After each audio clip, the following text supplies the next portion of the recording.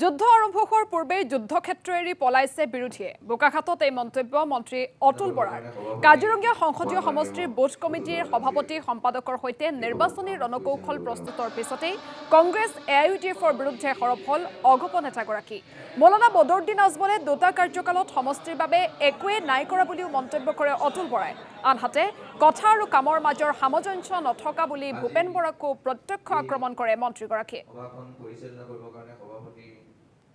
বুথৰ সভাপতি সম্পাদক বা কৰ্মকৰ্তাসকলে ৰাইজৰ মাজলৈ কিদৰে গৈছে জনসংযোগ কিমান বৃদ্ধি কৰিছে আৰু অহা দিনকেইটাত কি কৰিব লাগিব অহা 7 আৰু 8 তাৰিখে প্ৰাৰ্থীগৰাকীয়ে প্ৰতিটো অঞ্চল এবাৰ ভ্ৰমণ কৰিব তাত কেউটা ৰাজনৈতিক দলৰ কৰ্মকৰ্তা থাকিব আৰু ইয়াৰ উপৰিও মাননীয় মুখ্যমন্ত্ৰী অহা 11 তাৰিখে মুখ্যমন্ত্ৰী আহিব বোকাখাতলৈ এক বৃহৎ জনসভাক তেখেতে সম্বোধন কৰিব আজি এটা ক'ব কাইলৈ এটা ক'ব আৰু আপোনালোকে মোক সুধি থাকিলে কি হ'ব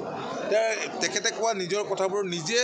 উত্তৰ বিভিন্ন সময়ত দিয়ে আছে তেনেধৰণে উত্তৰবিলাক সংগ্ৰহ কৰক কাৰণ যেতিয়া চাকি নুমাব হয় নহয় ধিমিক ধামাক কৰে আজমল চাহাবে তাত কিবা না কাম কৰিব পাৰিছে ডেভেলপমেণ্টৰ ক্ষেত্ৰত তেখেতৰ কিবা অৰিহণা আছে কেৱল ধৰ্মীয় উন্মাদনাৰে তেখেতে ভোটবিলাক সংগ্ৰহ কৰে আৰু পিছলৈ কোনো মানুহলৈ তেখেতে ঘূৰি চোৱাৰ নজিৰ নাই গতিকে এইবাৰতো সাংঘাতিক টাফ কণ্টেষ্টৰ এইবাৰ মুখামুখি যে হ'ব তাত কোনো সন্দেহ নাই